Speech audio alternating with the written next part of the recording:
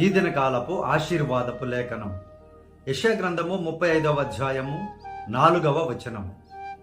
తత్తరిల్లు హృదయులతో ఇట్లనుడి, భయపడక ధైర్యముగా ఉండుడి. ప్రతిదండన చేయుటకు మీ దేవుడు వచ్చుచున్నాడు. ప్రతిదండనను దేవుడు చేయదగిన ప్రతీకారమును ఆయన చేయును.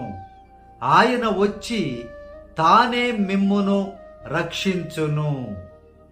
ప్రియమైనటువంటి దేవుని బిడ్డలారా, కొన్ని హృదయాలు, ఇంకా ఈ అంచు దినములలో ఎక్కువ హృదయాలు కూడా తత్తరిల్లిపోతూ ఉన్నాయి.